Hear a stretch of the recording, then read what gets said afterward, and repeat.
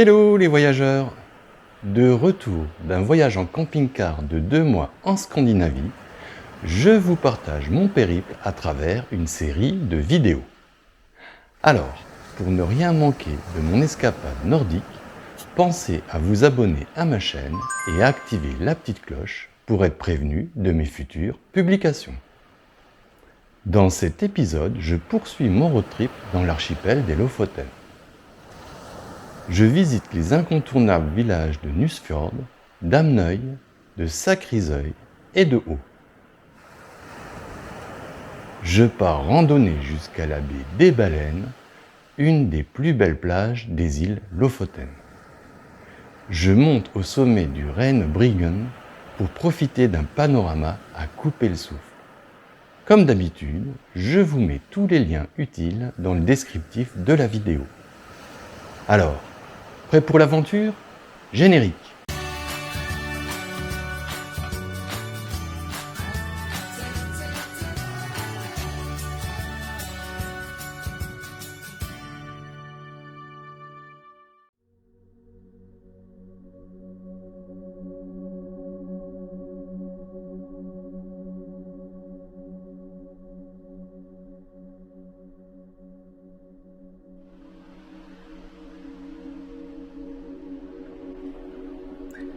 Agréable surprise ce matin au réveil.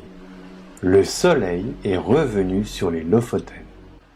Hier, la météo était super moche, mais aujourd'hui, il fait super beau. Du coup, je reprends la route.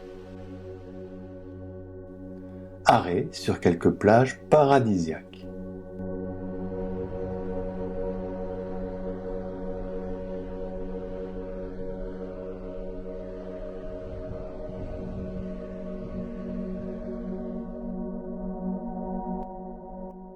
Je me demande bien comment il est arrivé là, celui-là. Un couple d'aigles pêcheurs tournoie dans le ciel.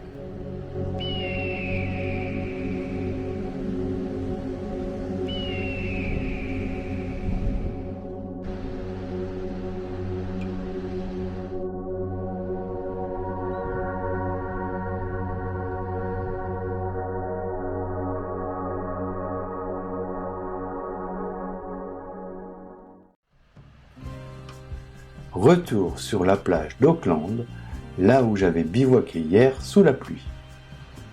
Aujourd'hui, c'est dimanche, alors tout le monde vient se balader sur la plage pour profiter du beau temps.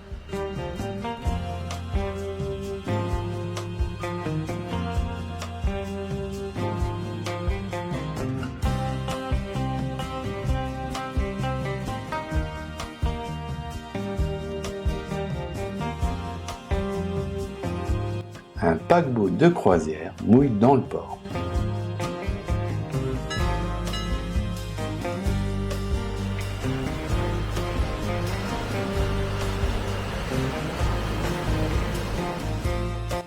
Partout, des aires sont disponibles pour faire une pause.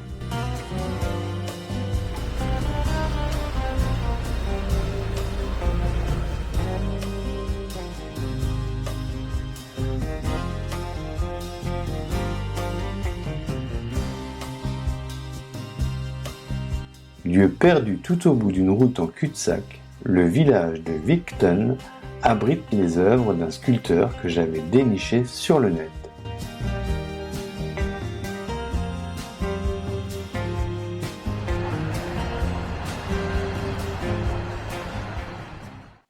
Je reprends la route, les montagnes se dressent telles des remparts.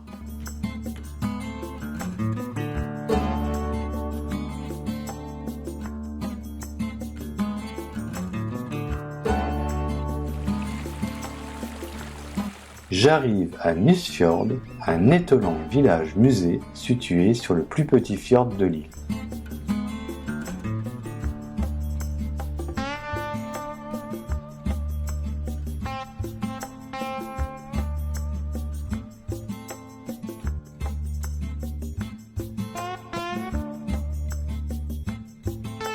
Les rorbuères rouges et les entrepôts jaunes sont disposés en fer à cheval.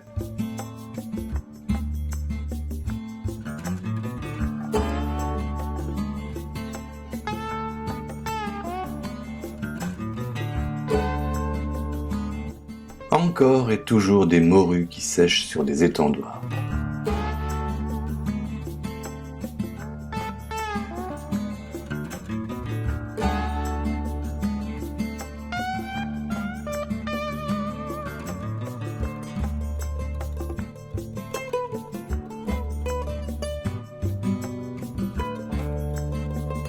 J'ai trouvé le spa idéal.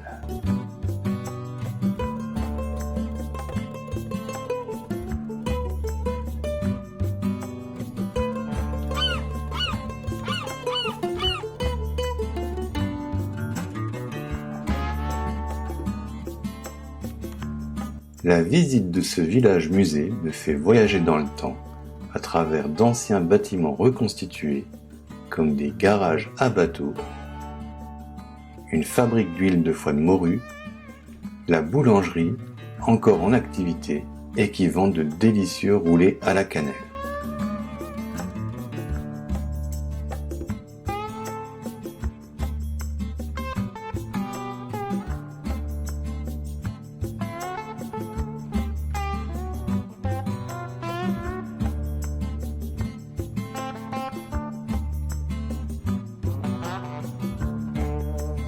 Miroir, oh mon beau miroir.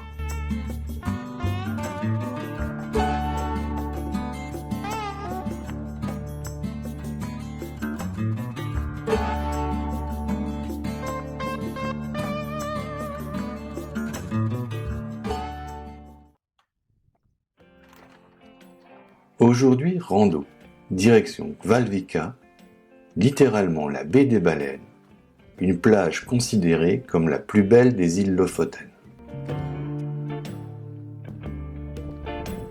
Départ tôt ce matin, car la plage n'est que très peu ensoleillée durant la journée. La randonnée de 6 km aller-retour débute par la traversée de Tourbières. Mais très rapidement, ça grimpe. Le sentier est très bien balisé. Des planches permettent d'évoluer dans les tourbières sans avoir à se mouiller les pieds. Comme la plage de la Baleine est au cœur d'un parc naturel national, je n'ai pas le droit de faire voler mon drone. Certains passages sont limite escalade. Il y a encore quelques jours, un névé bloquait le sentier.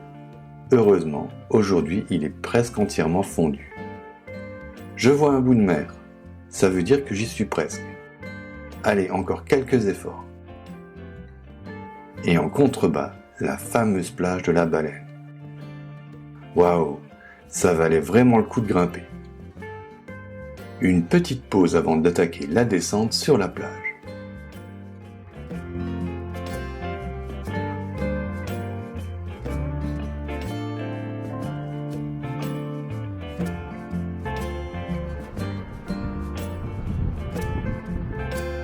L'océan rejette quotidiennement de multiples déchets. C'est en se baladant sur ces plages isolées de tout qu'on prend conscience de la nécessité de limiter au maximum notre consommation de denrées non biodégradables.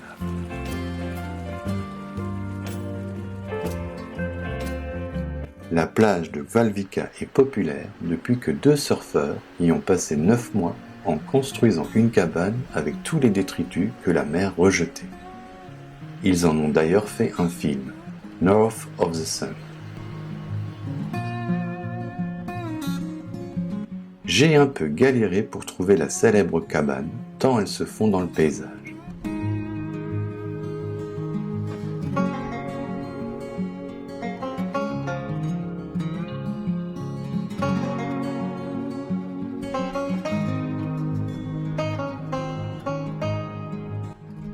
Avec sa porte ronde, on a vraiment l'impression de pénétrer dans un autre monde.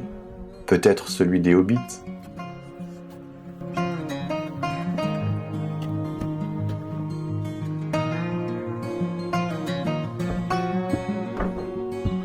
À l'intérieur, tout est encore en place et si l'on veut, on peut sans problème y passer la nuit. Et ça gratuitement. Dingue dans un pays où le moindre stationnement coûte un bras.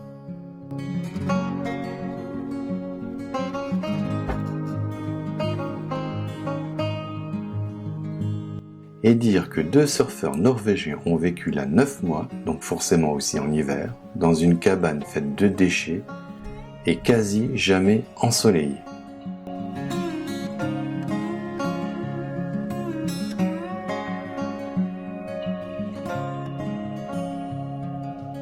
Après cette superbe randonnée, un dernier regard sur la plage de la Baleine, et il est temps de reprendre la route à la découverte des autres joyaux que cachent les îles Lofoten.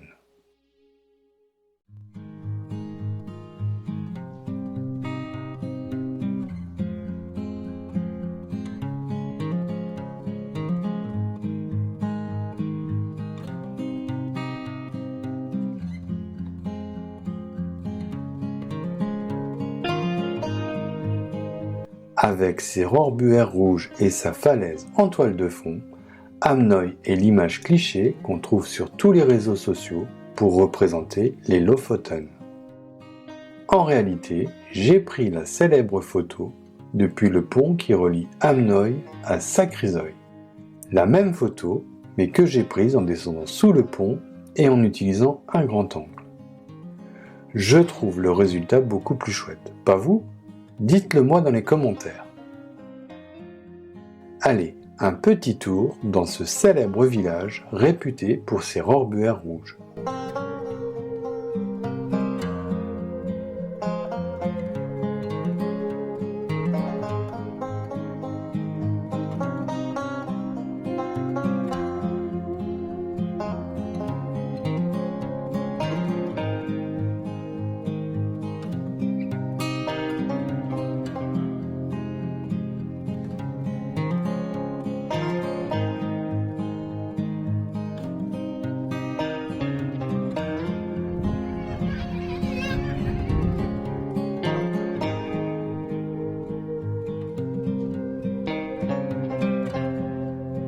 Après Hamnøy, je visite Sakrisøy. On change de couleur. Les cabanes de pêcheurs sont maintenant jaunes.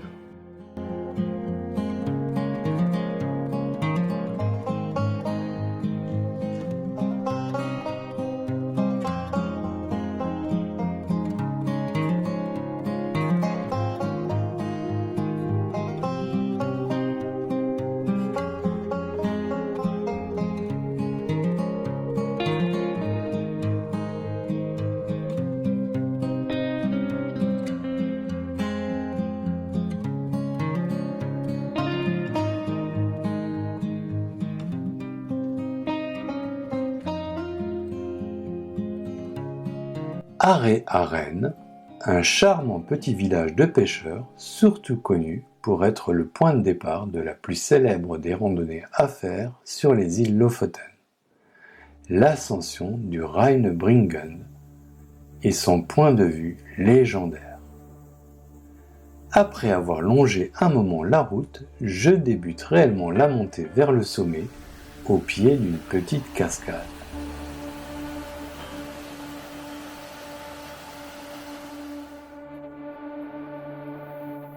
Le but de la randonnée est de monter tout là-haut en empruntant un escalier de pierre de, accrochez-vous bien, 1600 marches.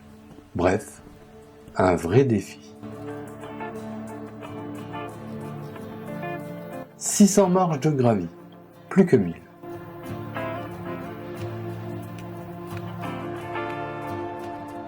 Purée j'en chie. Mais bon, je monte tranquillement en faisant une pause toutes les 100 marches environ.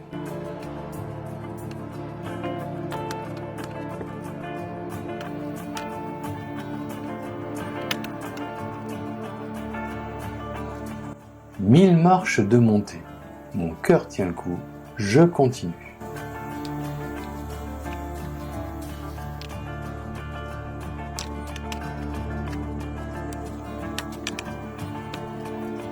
Ça y est, et après avoir monté 1600 marches, je suis arrivé au premier point de vue. Et franchement, quand je découvre ce panorama à couper le souffle, je me dis que l'effort en valait vraiment la peine. Bon allez, tant qu'on y est, soyons fous, j'attaque l'ascension du sommet pour voir le second point de vue. Encore 200 mètres de grimpette, je ne vais pas m'arrêter si près du but. La vue est tout simplement grandiose. Je crois que c'est le plus beau panorama que j'ai vu de ma vie. Je n'ai pas les mots tellement c'est beau. Un sentiment de satisfaction et un immense plaisir m'envahit devant ce spectacle sublime que m'offre la nature.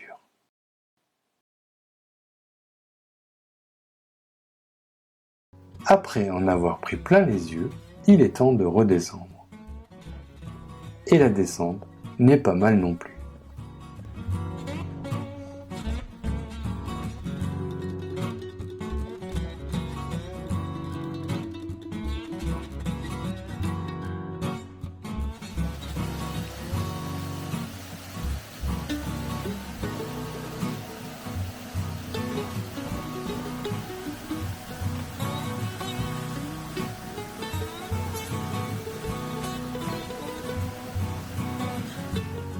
Franchement, cette randonnée plutôt physique m'a bien crevé, mais je suis hyper content de retrouver Max, mon vieux mais fidèle destrier, qui m'attend pour un repos bien mérité, avec en prime le soleil de minuit qui frôle l'horizon. Aujourd'hui il pleut et il y a beaucoup de vent, alors petite visite tranquille du village de pêcheurs de Haut, qui s'écrit A avec un petit rond au-dessus du A, mais qui en réalité se prononce O.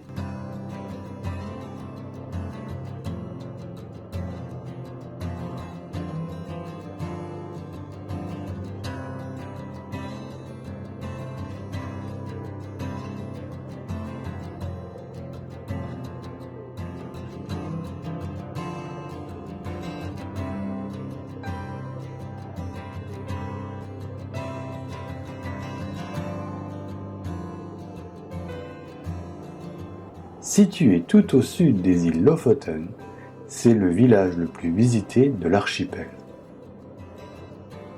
Mais en ce début du mois de juin, heureusement, il n'y a pas grand monde.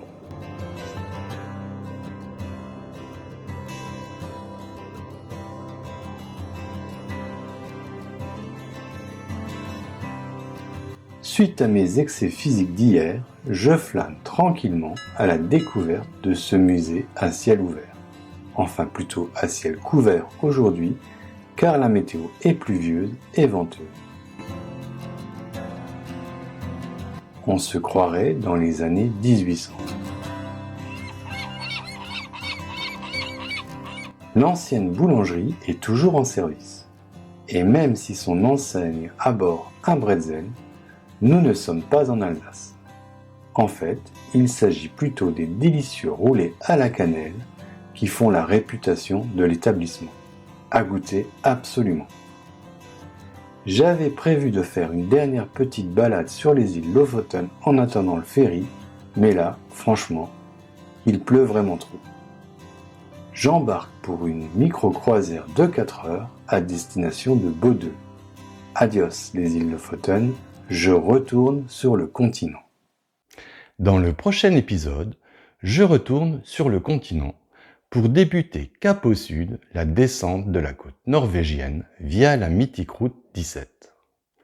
Et je pars randonner jusqu'au pied du Svartisen, le deuxième plus grand glacier de Norvège. Si vous avez aimé cette vidéo, merci de la liker, de la commenter, de la partager et de vous abonner à ma chaîne. Et si vous avez des questions ou des réactions, laissez-les moi en commentaire, j'y répondrai volontiers. Alors, en attendant de vous retrouver pour de nouvelles aventures, n'oubliez pas, le monde appartient à ceux qui le parcourent.